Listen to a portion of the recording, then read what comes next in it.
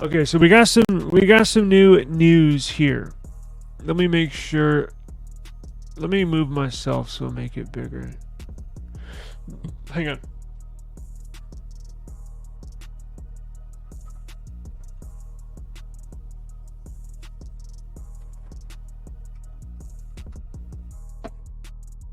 Okay, sorry about that. And we got a photo. So there's been a bunch of just generic photos around about the 17 Air. And again, I'm going to make this brief. And if you're unaware, this phone is shaping out to be a little different than what I originally thought. I thought it was, there's a different, nobody knows exactly what it's going to look like as we get closer to launch date. It was given the green light and they are manufacturing it. So as we get closer, we'll know kind of what it looks like and all that good stuff.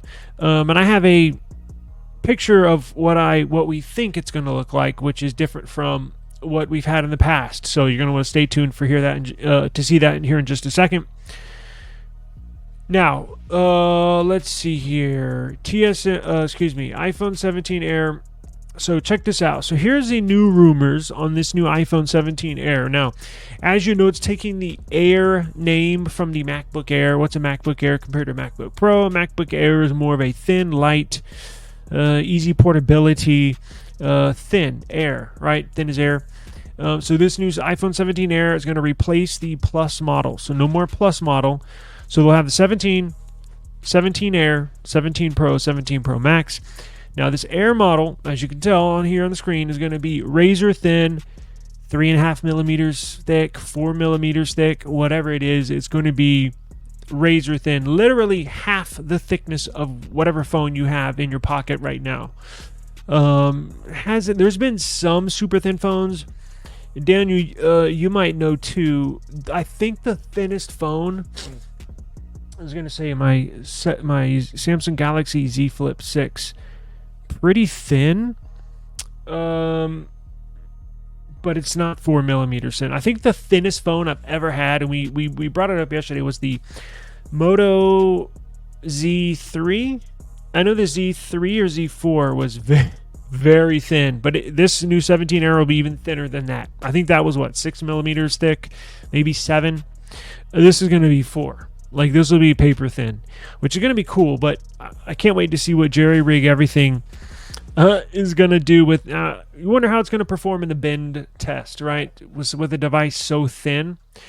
Anyways, we got some information. So it appears we have some conflicting rumors about the design for this device. Most sources agree that it's going to have basically a 6.6 inch display, which is interesting. It's big enough. It'll fall right in between the Pro model, right? The Pro 17 Pro should be a carryover from this year. So the 16 Pro is a 6.3 inch display. 17 Pro should be a 6.3 inch display. The Pro Max is a 6.9 this year. Next year is going to be a 6.9. So the 6.6 will fall right in between. Now, the perfect size, in my opinion, the perfect screen size is 6.7. So this 6.6, right around the perfect size. It's big enough to have a big display, small enough to use with one hand. This Pro Max is pretty freaking big. S24 Ultra, pretty freaking big. So the S24 Plus, which is maybe my favorite phone this year, it's right up there. It's a perfect size. Perfect size. In July, Apple's supply chain analyst said he expects the device to have a standard A19 chip, not the Pro model, a standard A19 chip, a dynamic island, a single rear camera. I repeat, a single rear camera. Sort of what you see on the display here, on the screen here. So in the past, we thought it was going to have a bar go across the top, right? Just minus a periscope. It was going to have 2 or 3 sensors minus a periscope lens, because the periscope lenses require so much depth. It's a very thick sensor, meaning it has a lot of layers, and you can't this device is so thin you simply cannot fit a periscope lens in there. So we thought it was going to be two sensors, a main shooter, an ultra wide shoot, maybe put a macro in there, which nobody uses, but what the hell, they charge, these things are expensive, so give us all you can give us. But that's not the case. It looks like there's going to be one rear camera, presumably an ultra wide, which is interesting because why would you just put one camera? This is not an iPhone SE, right? And they're going to charge an arm and a leg for this. I'm assuming that it's going to be, I don't know, $1,100, $1,200, just simply because it's going to be launched in rare form, like zero competition whatsoever. There's never been a device that has been this thin before, so it's gonna be jaw dropping. It's gonna have a lot of demand here in the industry, a lot of demand. I'm gonna try to get one, and that's saying a lot. If it gets my attention, and it's an iPhone, it's a pretty big deal. Now, 6.6-inch display, A19 chip, dynamic island, a single rear camera, and we have not discussed this, but I plan on discussing this in the future. Just had so much going on. Apple's own designed modem. So as you know, Apple's trying to manufacture every part of the iPhone, right?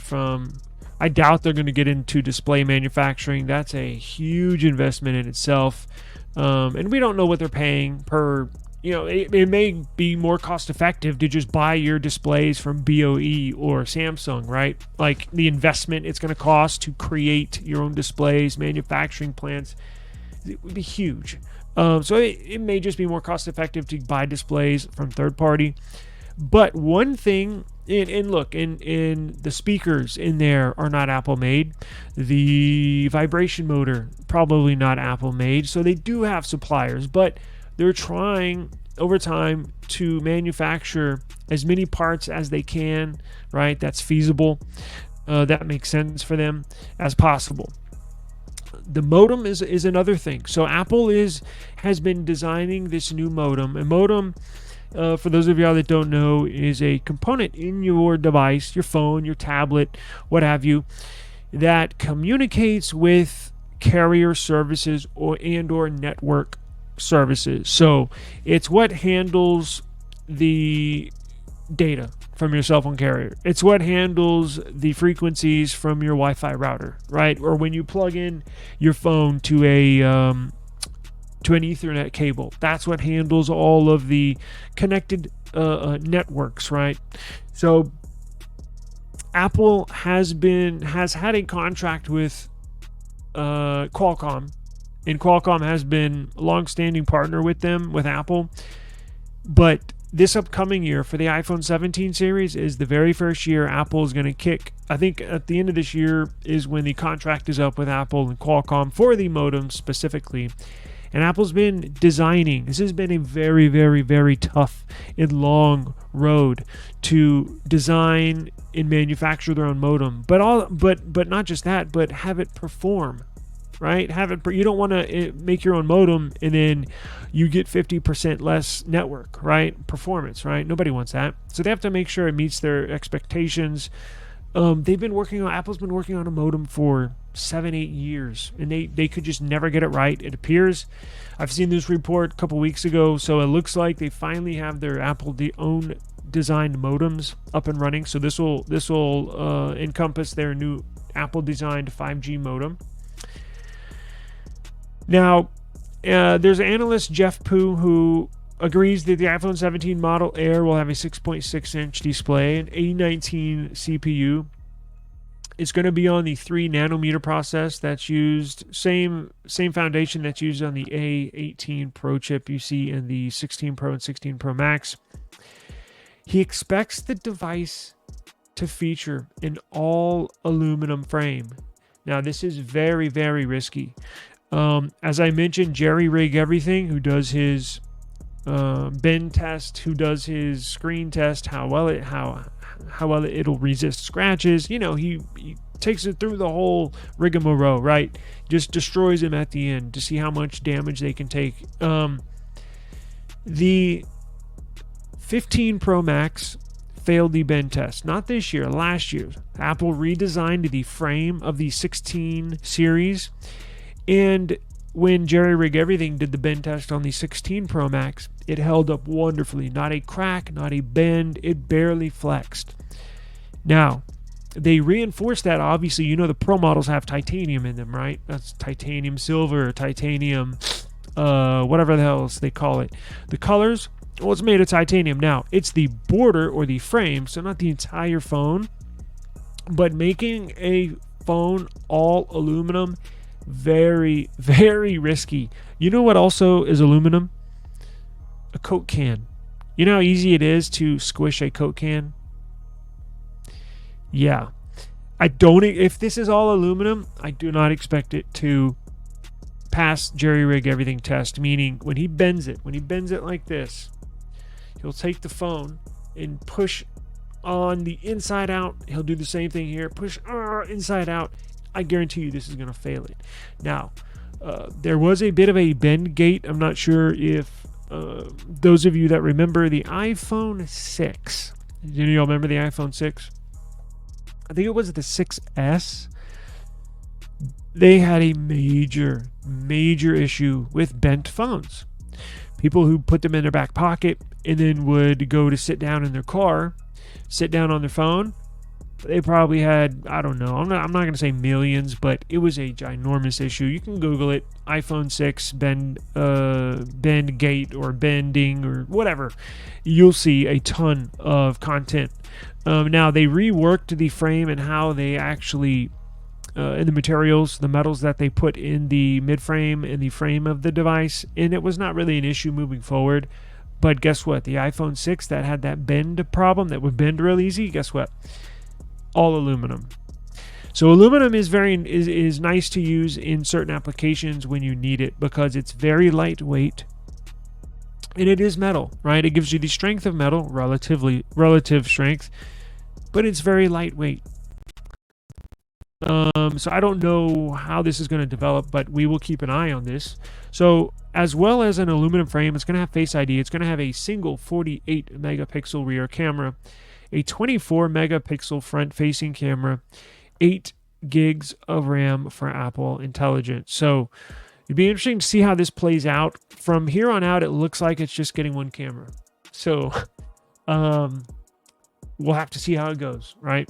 But keep an eye on this. I will keep an eye on this for you. If your eyes stray, I'm going to keep an eye on this. I think this is there's 2 devices that Apple's going to come out with that I think we all need to keep our eyes on to see how it goes, because Apple's putting themselves out there, right? They've been so boring for so long with their devices. 2 devices that they're really putting their neck out for.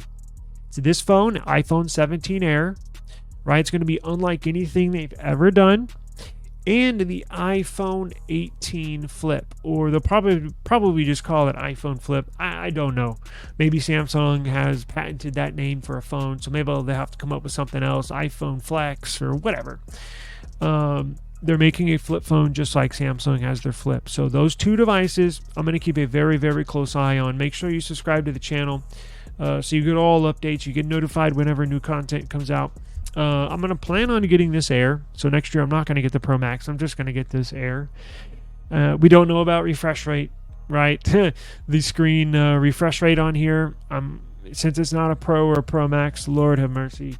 If Apple puts 60 hertz refresh rate on this phone, my little experiment with Apple, meaning I've got my first iPhone I've had in like years, maybe short-lived, because I can't. It really bothers me coming from an Android person.